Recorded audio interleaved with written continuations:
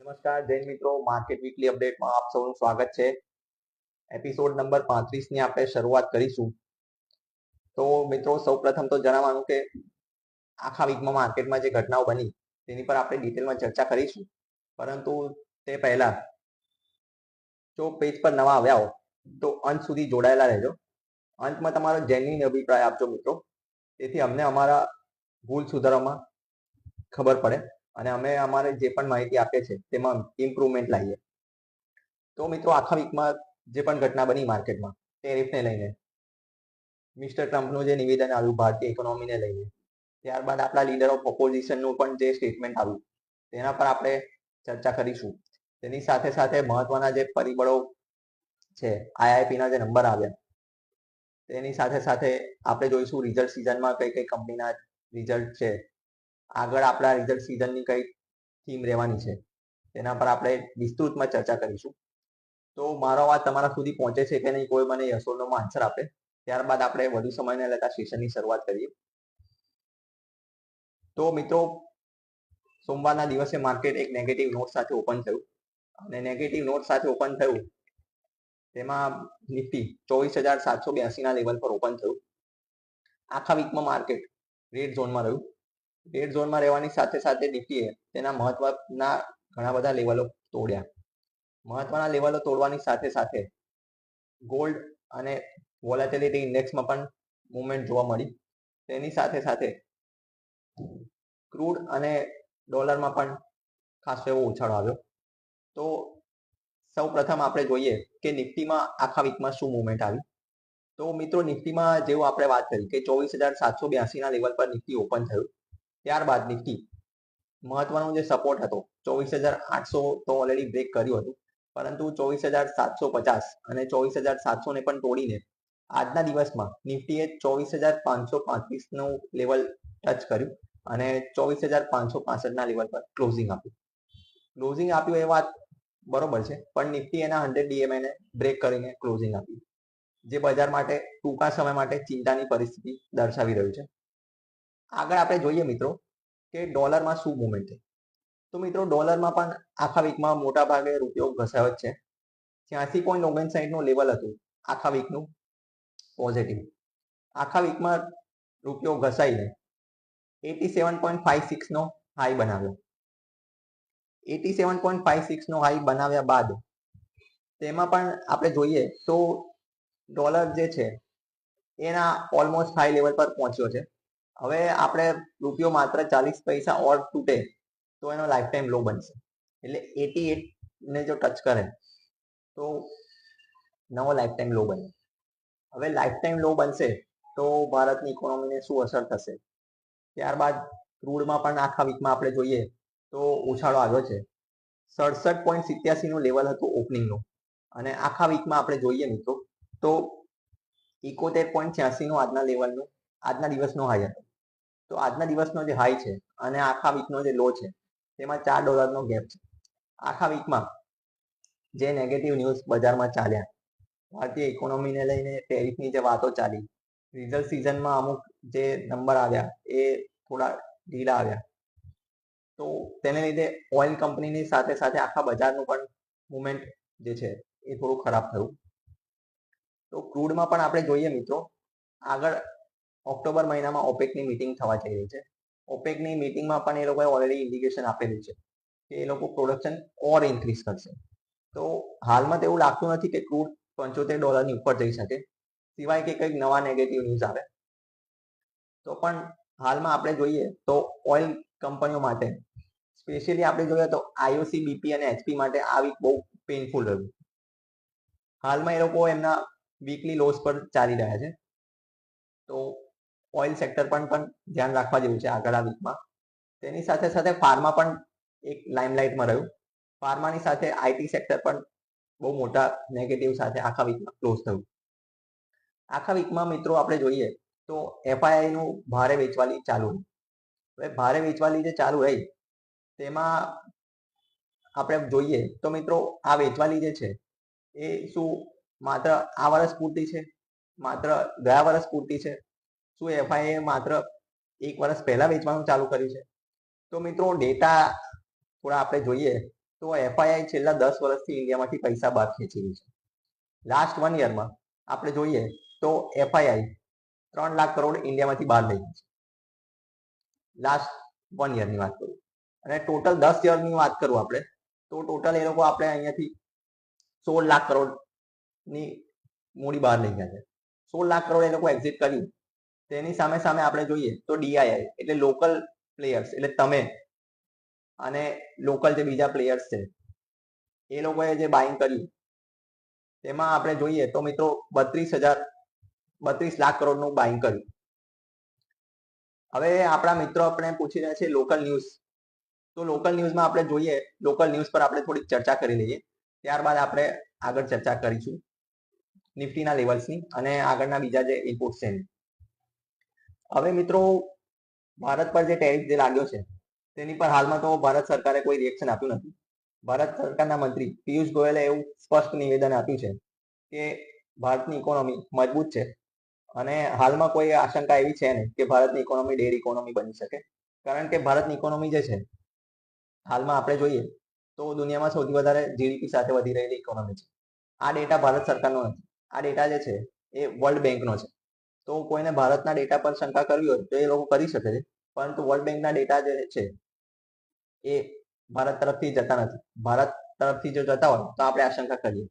આ ડેટા જે છે ઓવરઓલ સેન્ટિમેન્ટ અને ઓવરઓલ દેશની જે ગ્રોથ થતો હોય એના પર એ લોકો ટ્રેક કરતા હોય છે.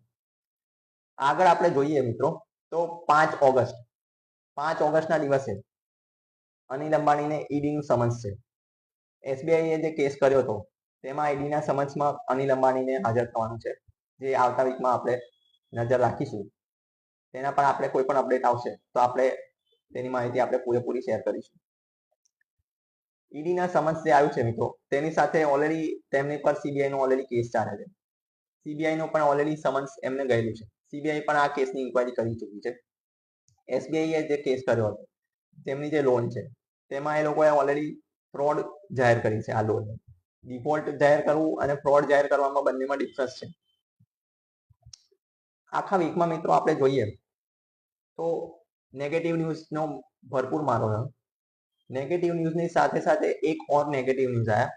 ઇન્ડિયાનો જે આઈઆઈપીનો જે ડેટા આવ્યો મિત્રો, આઈઆઈપી એટલે ઇન્ડેક્સ ઓફ ઇન્ડસ્ટ્રીયલ પ્રોડક્શન. આ જે ડેટા આવ્યો એ ખૂબ આંચકાજનક આવ્યો. આંચકાજનક આવ્યો એનો મતલબ આપણે કહી શકાય કે 4.9નું લેવલ હતું ગયા વર્ષનું. તેની સામે આ વર્ષનો જે આંકડો આવ્યો એ માત્ર 1.5% આવ્યો. ઓલમોસ્ટ આપણે જોઈએ તો ખાસો એવો ડિફરન્સ છે. 4.9 થી આપણે જોઈએ તો 1.5% જ આવ્યું. તો તેમાં ઘટાડાનું મુખ્યત્વે કારણ જોઈએ તો આપણે માઇનિંગ સેક્ટર જે છે, મેજર આપણું જે કોલનું જે પ્રોડક્શન છે જેના પર આપણું ઇલેક્ટ્રિસિટી મેજર આપણું ફોકસ રહેતું હોય છે, તો માઇનિંગ સેક્ટર આપણે જોઈએ તો લાસ્ટ યર 10.3% હતું આ પીરિયડમાં.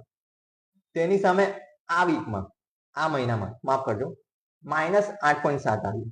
-8.7 અને 10.3 પ્લસ એટલે આપણે જોવા જઈએ તો લમસમ આપણે જોઈએ તો 18 પોઈન્ટનો ગેપ કહેવાય. 18% એ બહુ મોટું વાઇલ્ડ વેરિએશન કહેવાય. વાઇલ્ડ વેરિએશનનું કારણ એક મૂળભૂત તમને જણાવું તો મિત્રો આખા ભારતમાં આ વર્ષ તમે કદાચ ઓબ્ઝર્વ કર્યું હશે કે મોન્સૂન જે છે જનરલી આપણે ઇન્ડિયામાં જૂન એન્ડમાં આવતું હોય છે, પરંતુ આ વર્ષે મોન્સૂન જે છે આખા ભારતમાં 1 મહિનો પહેલા આવ્યું.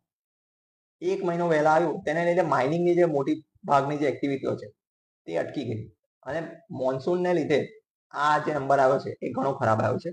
તેની સામે આપણે જોઈએ મિત્રો તો જે મેન્યુફેક્ચરિંગનો જે નંબર આવ્યો છે એ 3.9% પ્લસ આવ્યો છે, તો એ એક પોઝિટિવ કહેવાય. ઇલેક્ટ્રિસિટીનો જે આંકડો આવ્યો છે આઈઆઈપીનો તે પણ માઇનસ છે. એ પણ આપણે જોઈએ તો 2.6% છે માઇનસ. લાસ્ટ યર જે હતું એ 8.6% પ્લસ હતું, તો એમાં પણ એક નેગેટિવ સાઇન જોવા મળી છે.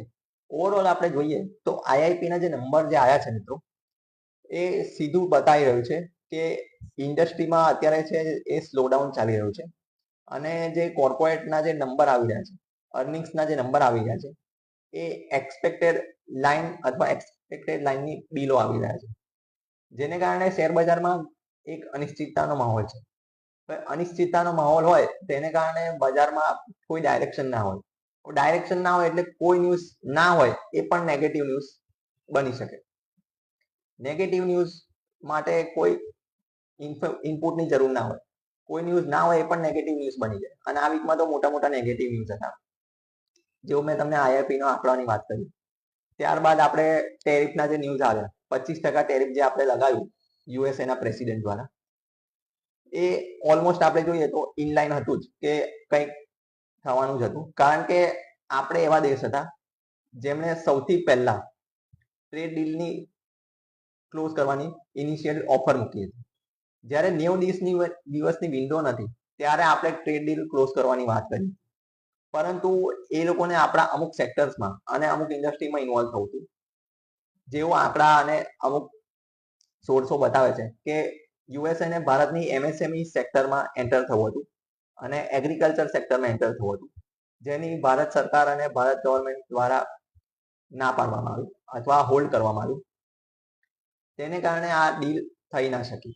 હવે આપણે એવું માનતા હોઈએ કે આપણે ડીલ ના કરી, તો મિત્રો હા માનીએ છીએ કે આપણે ડીલ ના કરી, તો બીજા દેશોની ડીલ કેમ થઈ ગઈ? હવે બીજા દેશોની ડીલ એટલા માટે થઈ ગઈ મિત્રો કે એ લોકોની પાસે ઓપ્શન્સ અવેલેબલ નથી. આપણે પાસે અત્યારે ઘણા બધા ઓપ્શન્સ અવેલેબલ છે. ભારતનો અને USA નો જે ટ્રેડ થાય છે એ ભારતની GDP નો માત્ર 2% છે. હવે શું એનાથી નુકસાન નહીં થાય આપણને? મિત્રો નુકસાન તો થવાનું છે. USA સૌથી મોટી ઇકોનોમી છે અને USA તરફથી કોઈ રિસ્ટ્રિક્શન આવે તો આપણી ઇકોનોમીને જરૂરથી અસર થશે. આપણી ઇકોનોમીને 100% એમાં નેગેટિવ ઇમ્પેક્ટ આવવાનું છે, પરંતુ કેટલો? તો જીડીપીના 2% છે. જીડીપીના 2%નો મતલબ આપણે જોઈએ તો તમારે કોઈ પણ ઇન્કમ જ્યાંથી થતી હોય તેમાંથી તમને 2%નો જો હિટ થાય એટલું આપણને અસર થશે. આપણે ચલો 2%ને એક્સટેન્ડ કરી અને 5% સુધી લઈ જઈએ તો તેના સુધીનો આપણને હિટ થશે, પરંતુ આપણે એને નેગેટિવ ના લઈ શકાય, કારણ કે તેની સાથે સાથે આ એક માત્ર ટેરિફ વોર ના કહેવાય, આ એક આપણે પર્સનલ એટેક કહેવાય, કારણ કે તેમને આપણી ઇકોનોમીને ડેડ ઇકોનોમી કહી. હવે કોઈ વર્લ્ડના જે ડેટા છે એને ઇગ્નોર કરતું હોય તો સૌપ્રથમ તો તેમણે પોતાના દેશનું જોવું જોઈએ કે તેમના દેશની જીડીપીનો આંકડો શું છે અને તેમના દેશની જીડીપીના આંકડાની સામે તેમનું ટોટલ દેવું કેટલું છે અને ભારતની જીડીપીની સામે ભારતનું ટોટલ દેવું કેટલું છે. હવે મારી આ વાતને કોઈ એવી રીતે ના લે કે હું આ ગવર્મેન્ટને સપોર્ટ કરું છું. હું આ ગવર્મેન્ટને કે વિપક્ષને કે કોઈ પક્ષને સપોર્ટ નથી કરી રહ્યો. મારો એક જ પક્ષ છે કે મારા ભારતનો ગ્રોથ થવો જોઈએ અને ભારતની જે જનતા છે તેમને ગ્રોથ થવો જોઈએ. જીડીપીમાં ગ્રોથ થશે તો ભારતની જનતાનો ગ્રોથ આપે થશે. અંતમાં આપણે જોઈશું કે એ કઈ રીતે થશે, તો અંત સુધી જોડાયેલા રહેજો.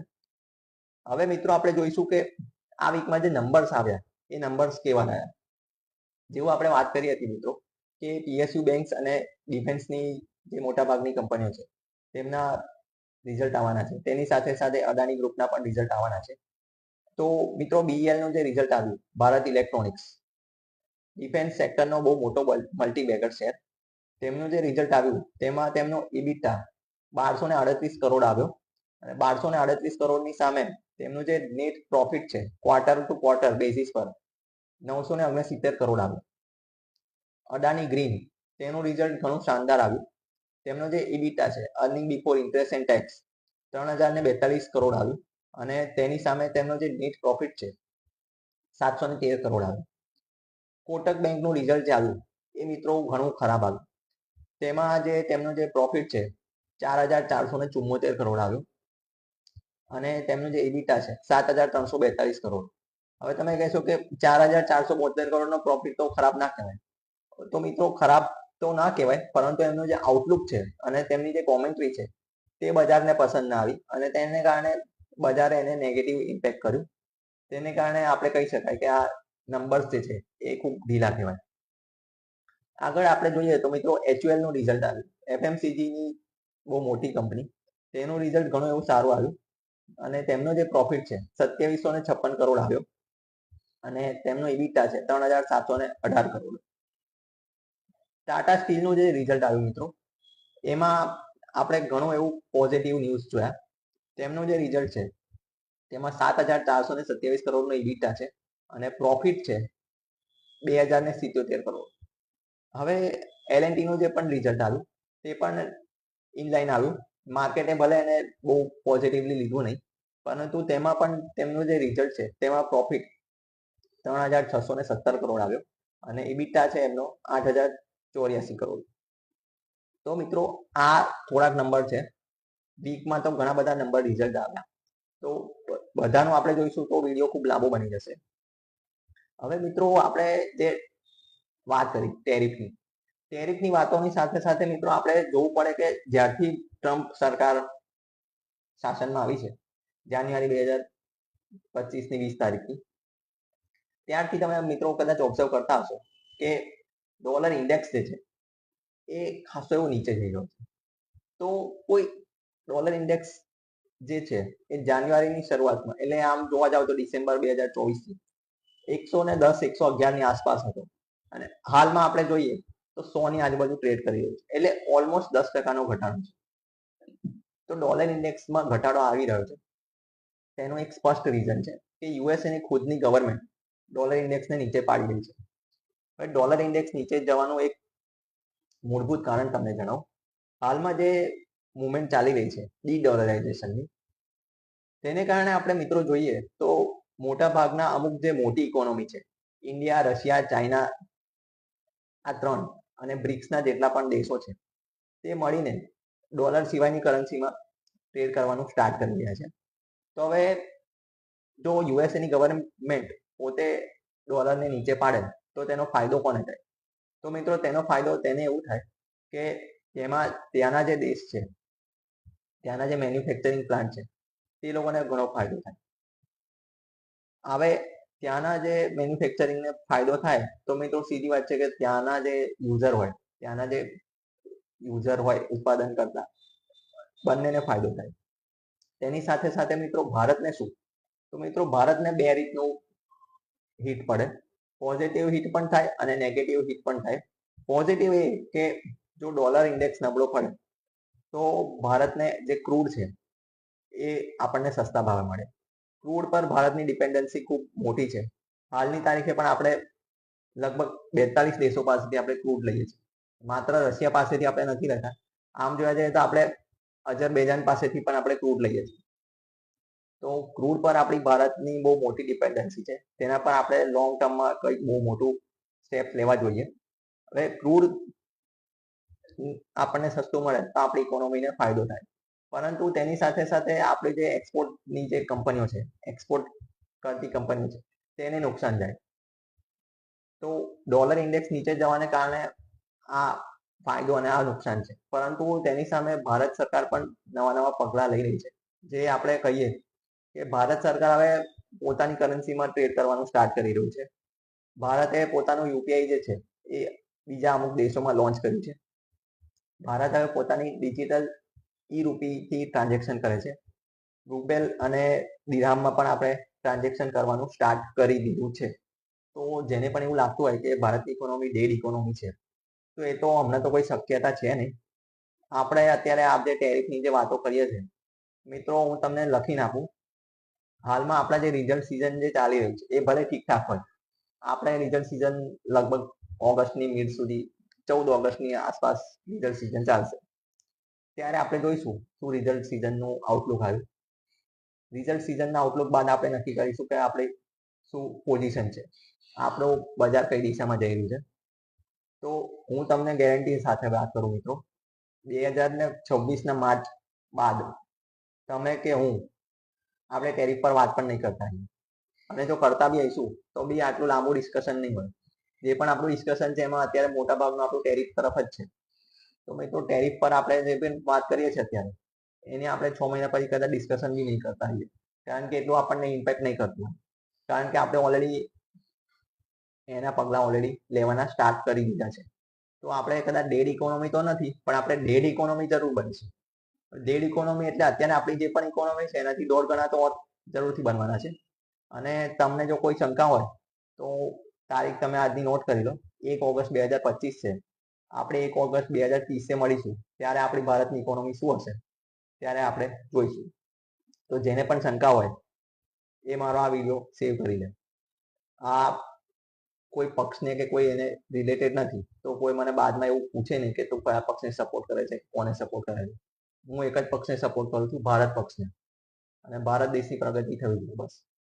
તો આ વીકમાં જે પણ નેગેટિવ ન્યૂઝ હતા તેની પર આપણે ચર્ચા કરી. હવે થોડાક પોઝિટિવ ન્યૂઝ આપણે જોઈએ મિત્રો. તો સૌથી ચહીતો શેર મિત્રો ટાટા મોટર, ટ્રેડર્સ અને ઇન્વેસ્ટરોનો સૌથી મોટો ચહીતો શેર. 2008માં મિત્રો આ શેરે દુનિયાને લેન્ડ રોવર જેગવારને ટેક ઓવર કરીને આખી દુનિયાને ચોંકાવી દીધા હતા. હવે આ કંપની ફરી એકવાર દુનિયામાં બહુ એક મોટું પગલું લેવા જઈ રહી છે. ઇટલીની એક બહુ મોટી કંપની આઈવીકો, જે ઇટલીની જે કંપની છે એને એ લોકો 4.5 બિલિયનમાં ખરીદી કરવા જઈ રહ્યા છે.